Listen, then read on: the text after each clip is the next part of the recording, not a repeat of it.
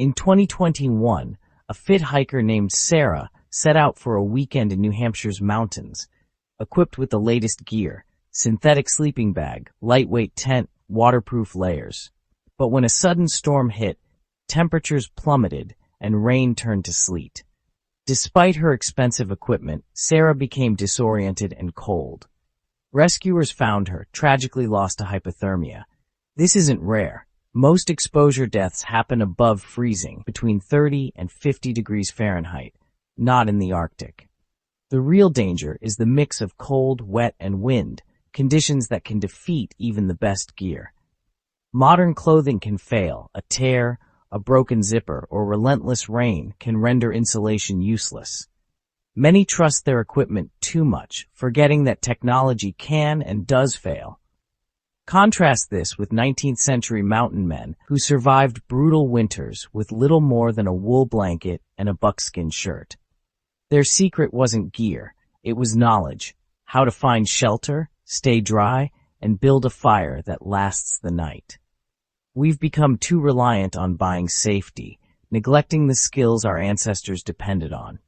The most expensive jacket can't replace knowing how to read the weather, build shelter, or manage a fire. The mountain man's greatest tool was his mind, filled with practical wisdom. True survival is about what you know, not just what you carry.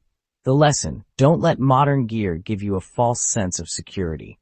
Invest in skills, because knowledge, not equipment, is your real lifeline. In the wild, your mind is your best survival tool. Most people picture a classic teepee campfire, great for stories, but terrible for warmth.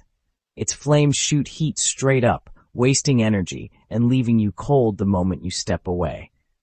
You end up rotating like a spit, warming one side while the other freezes. This fire burns fuel fast and offers little lasting comfort. The ground beneath acts as a heat sink, drawing warmth away. Over 90% of a typical campfire's heat is lost to the sky and ground. Even with a roaring fire, you can shiver in your sleeping bag, the heat never reaching you. Making fire is only the first step. Using it effectively is what matters. Most people have the fuel but lack the know-how to harness its warmth. In survival, wasted energy is dangerous. The real challenge isn't making fire, it's making it work for you. There's a better way, rooted in ancient wisdom. Enter the long fire, an ancient, efficient solution used by woodsmen for centuries. Unlike a teepee fire, the long fire burns sideways, creating a wall of steady directional heat. Two long logs are laid parallel, with fire kindled in the gap between. The logs act as thermal masses, absorbing and radiating heat toward your sleeping spot. This setup warms your entire body, not just your face. The fire burns slowly, conserving fuel and requiring less tending.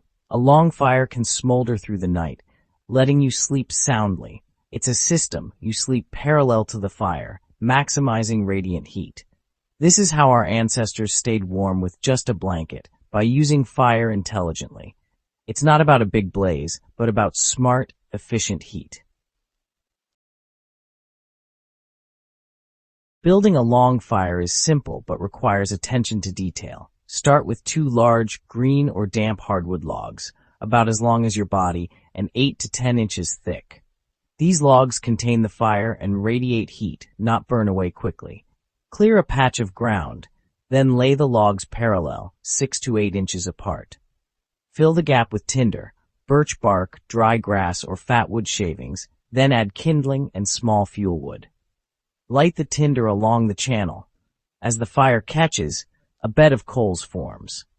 Add dry split hardwood as your main fuel. The base logs absorb and radiate heat, creating a long-lasting warmth. Maintain a steady bed of coals and add fuel as needed.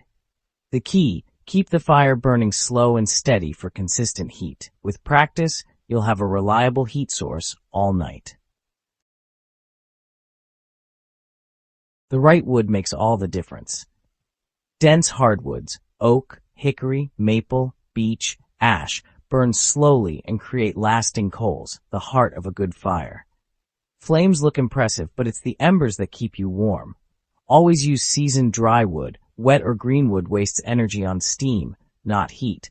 Even in wet weather, look for standing dead trees or split logs for dry heartwood. Softwoods like pine and fir catch easily, but burn fast and produce fewer coals. Good for kindling, not for all-night heat. Some woods, like cottonwood or aspen, burn too quickly to be useful. Pine can throw sparks, risking holes in your gear. Learn to identify local trees and their burning qualities.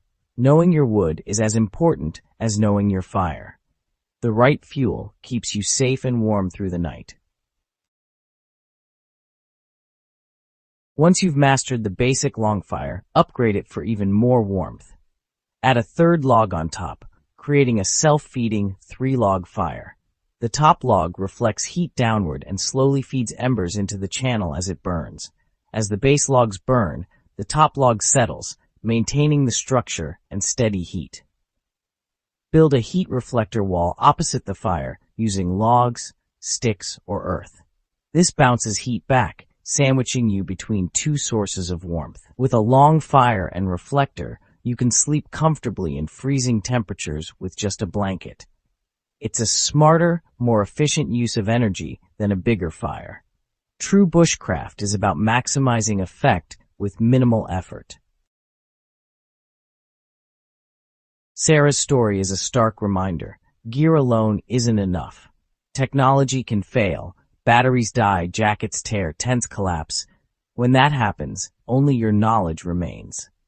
The long fire is more than a clever trick. It's a lesson in thinking through problems, not just buying solutions. It rewards preparation and understanding, not impatience. Ancestral skills, fire, shelter, navigation, connect us deeply to the outdoors. They turn you from a consumer into a participant, seeing the forest as a resource, not just scenery. Carry good gear, but don't let it be your only plan. Invest in knowledge, read, take courses, and practice outside. Learn to make fire in the rain, build a shelter, and master the long fire. Knowledge weighs nothing, never runs out of batteries, and may one day save your life. In the wild, it's your most valuable survival tool.